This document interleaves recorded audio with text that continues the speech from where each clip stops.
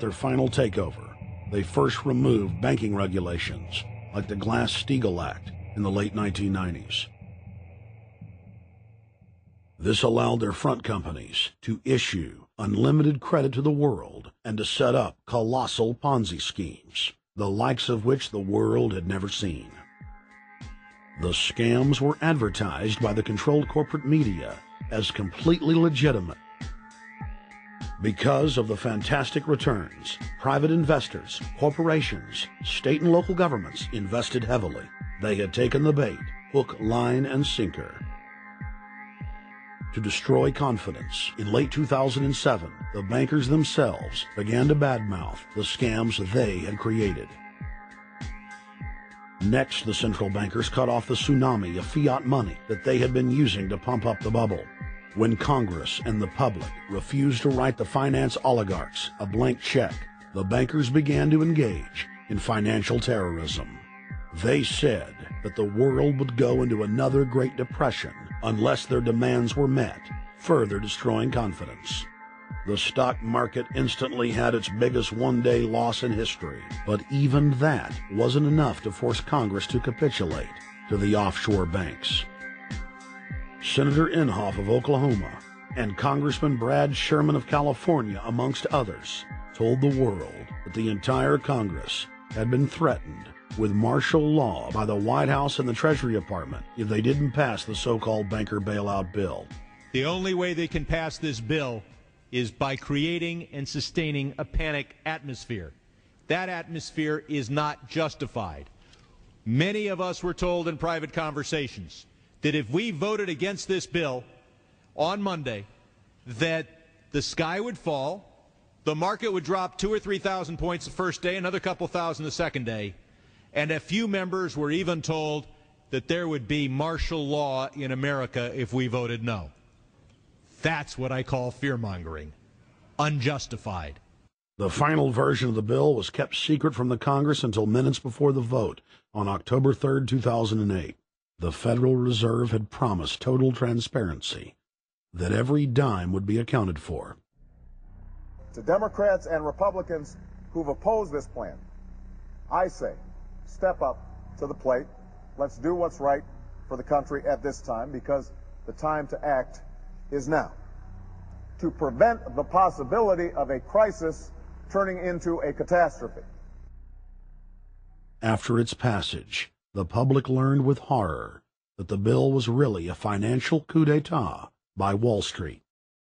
The bill didn't just give $700 billion to the banks. It was a blank check. And as of February 2009, $9.7 trillion has disappeared into a black hole.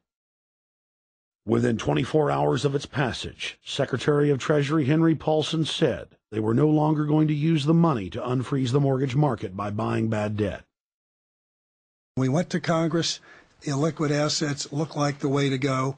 As the situation worsened, the facts change. I will never apologize for changing an approach or strategy when the facts change. Paulson has, in the meantime, admitted that the subprime mortgage crisis is not the cause, really, of the breakdown of the entire world banking system and the bankruptcy of most of the banks in London and in Wall Street. He said, we're going to buy up toxic assets, but we're not going to worry about subprime mortgages. What he's talking about is derivatives. Derivatives are the center of the crisis. He went on to say that where the money was going was a secret. I believe that banking institutions are more dangerous to our liberties than standing armies. If the American people ever allow private banks to control the issuance of their currency, first by inflation, then by deflation, the banks and corporations that will grow up around the banks will deprive the people of all property until their children wake up homeless on the continent their fathers conquered. The issuing power should be taken from the banks and restored to the people, to whom it properly belongs. Thomas Jefferson, 3rd President of the United States. Secretary Paulson came in with the Vice President and Fed Chairman Bernanke and made all these assurances that there was absolutely a critical, immediate need to get rid of the corrosive derivative products, all the different names for this and ubiquitous, sub S retraded credit default swap, blah, blah, blah, blah. Okay? But they talked about them as though they knew what the hell they were. You got the money and you immediately said, what items, what auction? Now, the Treasury just basically cut that out of the bill. And what we have here is a situation where banks are hoarding the money that they're getting from the TARP. They're using the money to purchase other banks. And all of a sudden, the Treasury sent a signal to the banks, forget about it. We're going to give you the money that you want, and you do what you want with it. Unless you direct it specifically, it's not going to happen. I don't think anyone questions, Mr. Kashkari, that you're working hard. Our question is who you're working for.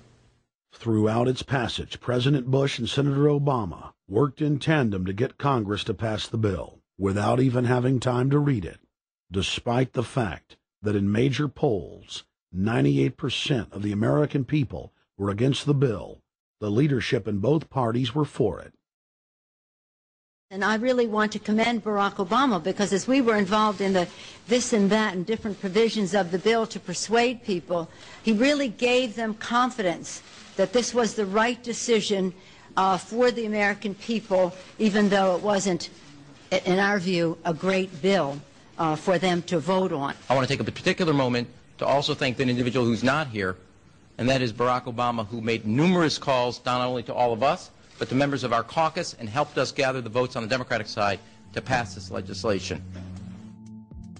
Bankheads then bragged to the press that they were hoarding the bailout money and using it to buy up smaller, healthy banks and insurance companies. Their plan was working like a charm.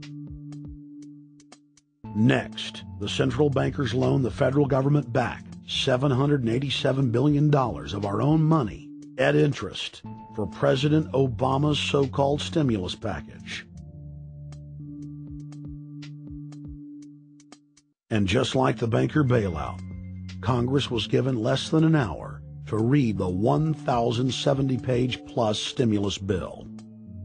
Barack Obama, who had pledged on the campaign trail to wait 5 days before a bill could be voted on so that the Congress and the people could have a chance to read it, said that the stimulus was too important and it had to be passed before anybody could see it or read it, or the crisis would turn into a catastrophe. Doing little or nothing at all will result in even greater deficits, even greater job loss, even greater loss of income, and even greater loss of confidence.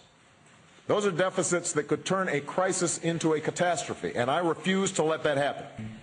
After its Friday passage, in gangster fashion, President Barack Obama took a 4-day vacation and said that there was no rush to sign it. The spending bill was really a takeover bill, designed to further federalize the states and to pay off rich donors that had donated to both parties. As the world slid deeper into depression, the bankers celebrated the fire sale that they had created. I believe the phrase burdens of the office is overstated. Yeah, it's kind of like, why me? Oh, the burdens, you know. Why did the financial collapse have to happen on my watch? It's just pathetic, isn't it? Self-pity. And I don't believe President-elect Obama will be full of self-pity. With their access to unlimited fiat capital, they could now buy up sectors of the world economy not already controlled by them. For over a century, the Anglo-American establishment had worked to bring the world system to this point. Artificially engineered global bankruptcy. In an address before the Trilateral Commission in June of 1991, David Rockefeller laid out the elite's ultimate goal. The supranational sovereignty of an intellectual elite and world bankers is surely preferable to the national autodetermination practiced in the last centuries. Now that the bankers were holding the world hostage, they issued their ultimatum. The only solution to restart the global economy would be to set up a planetary government ruled by a new Bank of the World, a Bank of the World owned and controlled by them. Suddenly, hundreds of prominent publications announced the solution.